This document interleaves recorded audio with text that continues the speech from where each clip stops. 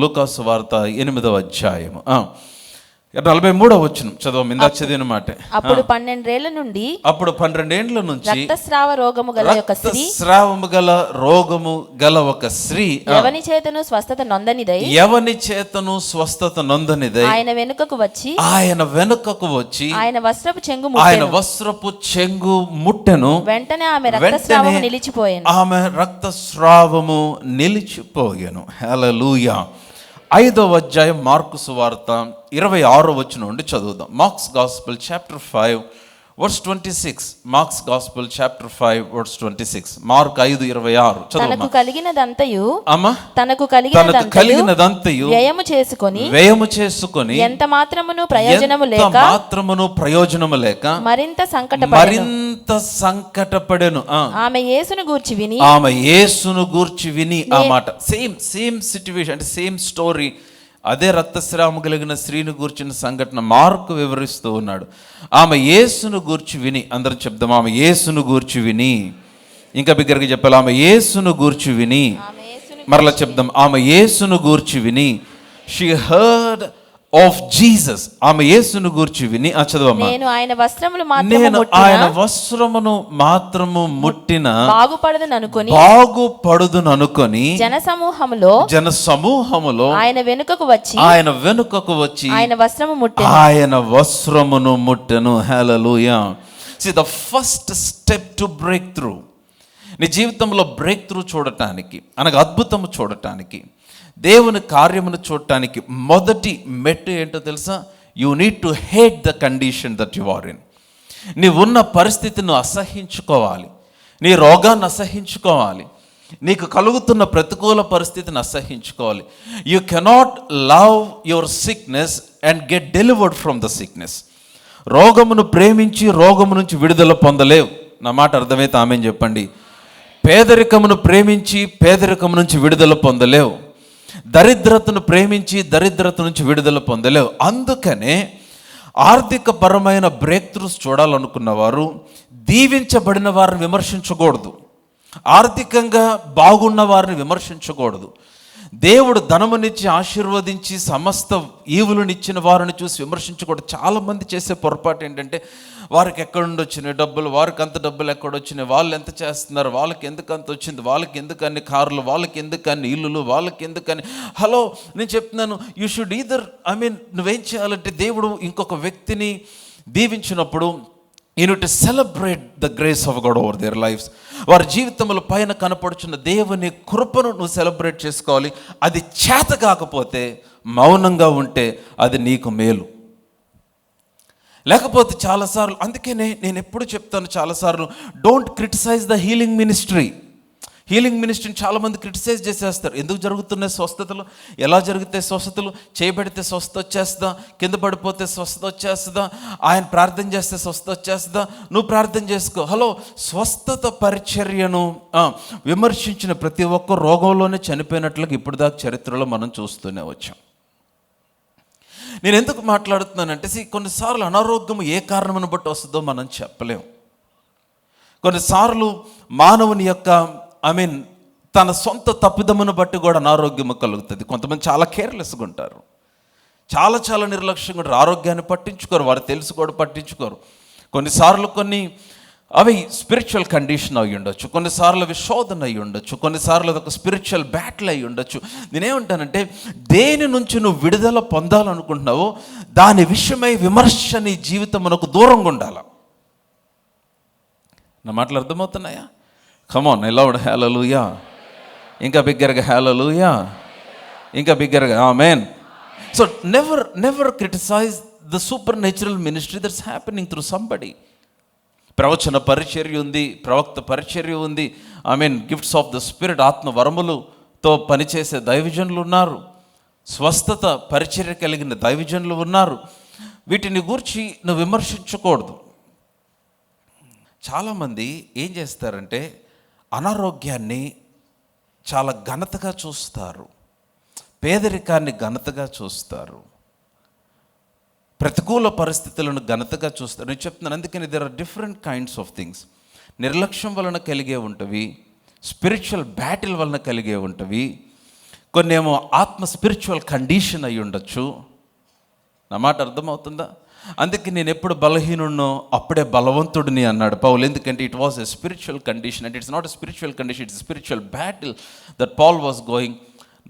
నాకు కలిగిన ప్రత్యక్షతలు విషయమై నేను హెచ్చిపోకుండాన్నట్లు ఆయన నా శరీరమందు ఒక ముళ్ళు ఉంచి ఉన్నాడు అన్నాడు పౌలు. ఆ ముళ్ళు అనారోగ్యము కాదు, బై ద వే. అతనికి కలిగిన శ్రమలు, వెళ్ళిన ప్రతి చోట స్వార్థకు వ్యతిరేకత, శ్రమలు, ప్రతికూల పరిస్థితులు కనిపిస్తూ ఉన్నాయి. అయితే దాన్ని తొలగించమని నేను ముమ్మారును ప్రభువును వేడుకుంటుని అన్నాడు. అయితే ఆయన ఏమన్నాడు? నా కృప నీకు చాలును, బలహీనతలో నా శక్తి ఏమవుతుందన్నాడు? సంపూర్ణమగుచున్నది అన్నాడు. హల్లెలూయా. అందుకని ఇప్పుడేమంటాడు ఇతను? నేను ఎప్పుడు బలహీనుడునో అప్పుడే బలవంతుడు. No, that's a different context. మీరు దేని నుంచి అయితే విడుదల పొందాలనుకుంటున్నారో దానిని you need to hate that condition. ఈమె యేసును గురించి వినింది, ఆ మున్న స్థలంలో నుంచి బయటకు వచ్చింది, జనసమూహము మధ్యలోనికి వెళ్ళింది.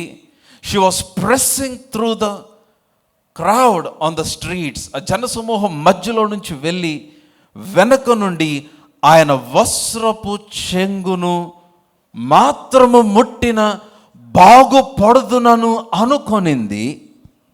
చదువుదాం 27వ వచనం మరలా చదువుదాం. మార్కు సువార్త 5:27 చదువు. ఆమె యేసును గూర్చి విని నేను ఆయన వస్త్రములు మాత్రము ముట్టిన బాగుపడుదుననుకొని జనసమూహములో ఆయన వెనుకకు వచ్చి ఆయన వస్త్రము ముట్టెను. చూసారా? ఆ మాట పట్టుకోవాలి మీరు. నేను ఆయన వస్త్రములు మాత్రము ముట్టిన బాగుపడుదుననుకొని. No come to Matthew's gospel. ఒకసారి ఇక్కడ ఇట్లాగే ఉండి మత్తయి సువార్త 9వ అధ్యాయం. నేను 3 గాస్పుల్స్లో రాయబడిన వచనాల్లో నుంచి ఒక్కొక్క సువార్తలో నుంచి ఒక్కొక్క మాట మీకు తెలియజేస్తుంది. నా స్టోరీ మీకు అర్థమవటానికి. మత్తయి సువార్త, మాథ్యూస్ గాస్పుల్ చాప్టర్ 9 వర్స్ 21, 21వ వచనము. మత్తయి 9:21.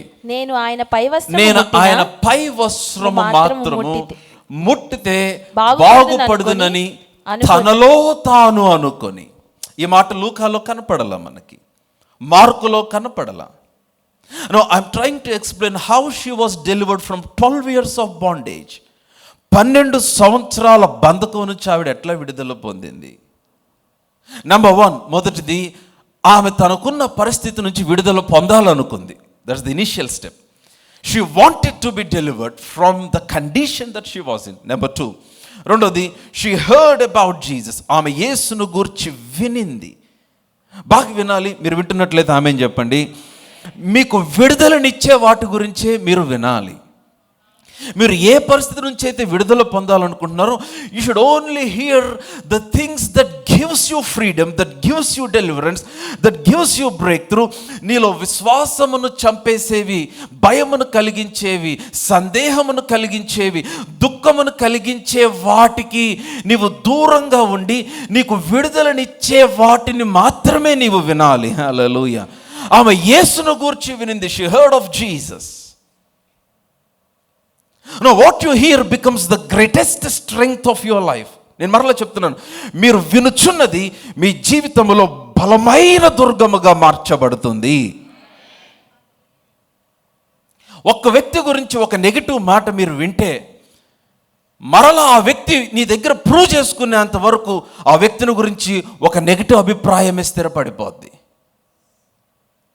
ఒక పరిస్థితిని గురించి, ఒక ప్రదేశమును గురించి, ఒక విషయమును గురించి ఏదైనా నెగటివ్ మాట మీరు వింటే అది మైండ్లో స్థిరపడిపోద్ది.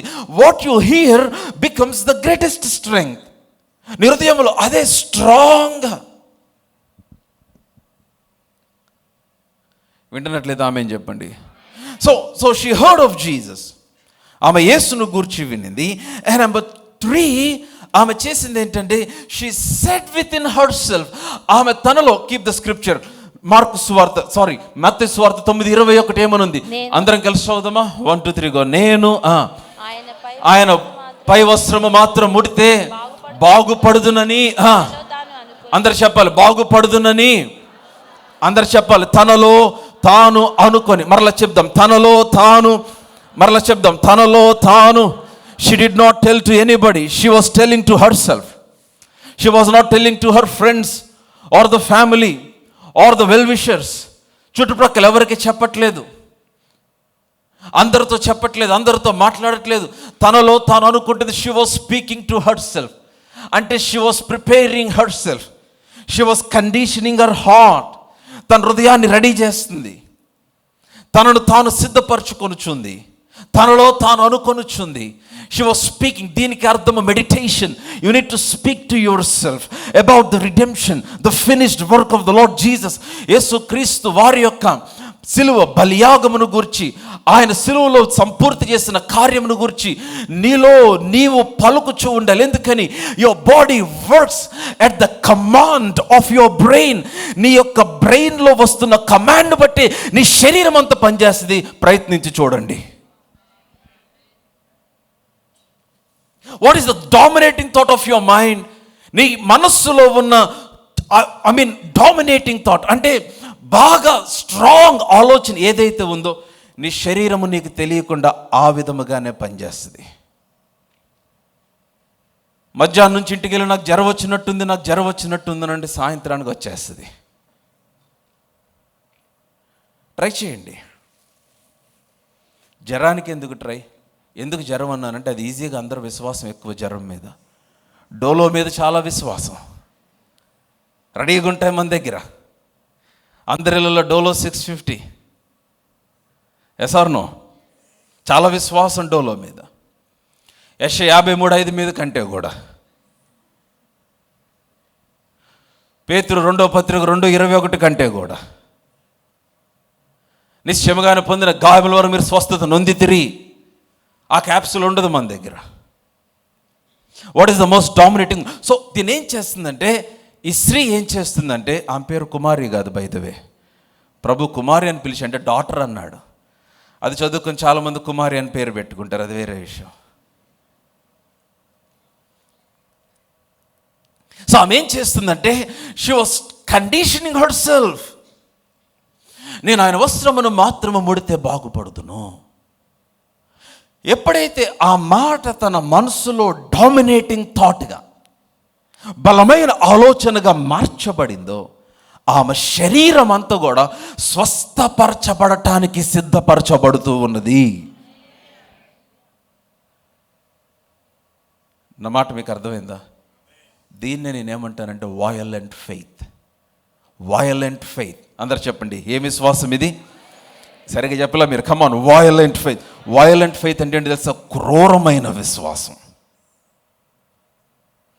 క్రూరమైన విశ్వాసం అంటే దాని రూపము క్రూరము కాదు, దాని యొక్క ప్రభావము క్రూరము, దాని యొక్క రిజల్ట్ క్రూరము. ఏంటి అంత క్రూరమైన రిజల్ట్ ఏంటంటే, 12 ఏళ్లగా సమస్త వైద్యుల చేత తిప్పలబడి జవాబు పొందని స్త్రీకి ఒక్క క్షణంలో రోగం అంతా తిరగబెట్టే క్రూరమైన జవాబు ఇవ్వగలిగిన విశ్వాసం అది. హల్లెలూయా. కమాన్, నేను ప్రభువుని స్తుతించగలిగిన మంచి మాటే చెప్పాను. కమాన్, హల్లెలూయా. Some crazy results. I'm getting ready for some crazy results. Some crazy breakthroughs. Hallelujah. Some strange testimonies in the name of Jesus. వింత సాక్ష్యాలు నా జీవితంలో చూద్దాం అనుకుంటున్నాను నేను. చెప్పాలి, ఏమి సాక్ష్యాలు? మీ ప్రక్కనలకు చెప్పండి, వింత సాక్ష్యాలు అని చెప్పండి. ఇట్లా నన్ను చూడండి, అందుకనే తట్టండి, ట్యాప్ దెమ్. వింత సాక్ష్యాలు అనండి. ఏమైతే పాస్టర్ గారు ట్యాప్ చేస్తే ఇది ఫెయిత్ యాక్ట్, మీకు అర్థం కావట్లా. చెప్పండి, మరలా ఒకసారి ట్రై చేద్దాం. వింత సాక్ష్యాలు. ఏంటి వింత సాక్ష్యం? ఏంటి వింత సాక్ష్యం? నేను చెప్తే అది వింత ఎందుకు అయింది? మీరే చెప్పండి తర్వాత వచ్చి.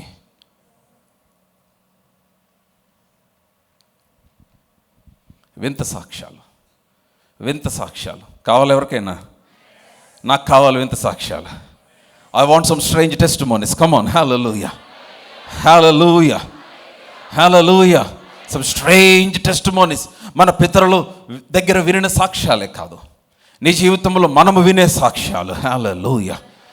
ఇంతవరకు నువ్వు చూడని కొన్ని వింత సాక్ష్యములు నీ వ్యాపారంలో, నీ కుటుంబంలో, నీ ఆర్థిక పరిస్థితుల్లో కొన్ని వింత సాక్ష్యాలు. కమ్ ఆన్, హల్లెలూయా.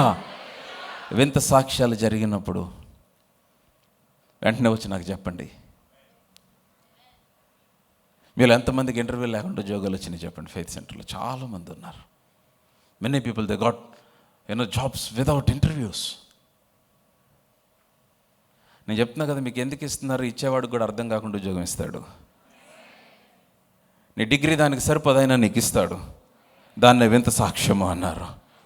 చెరసాల్లో ఉన్నవాడిని తీసుకుని వెళ్ళి ప్యాలెస్లో కూర్చోబెట్టం వింత సాక్ష్యం అన్నాడు. Come on, hallelujah. నా మాటలు అర్థమవుతున్నాయా? Some strange testimonies, get ready for some strange testimonies. అందుకనే దానికి వైలెంట్ ఫెయిత్. బాప్తీసమిచ్చి యోహాను దినముల నుంచి, ఈ వచనం ఎక్కడుందో మీరే చెప్పండి. బాప్తీసమిచ్చి యోహాను దినముల నుంచి పరలోక రాజ్యము బలత్కారముగా పట్టబడుచున్నది, బలత్కారులు దాన్ని ఆక్రమించుచున్నారు. The violent take it by force. The violent take it by force.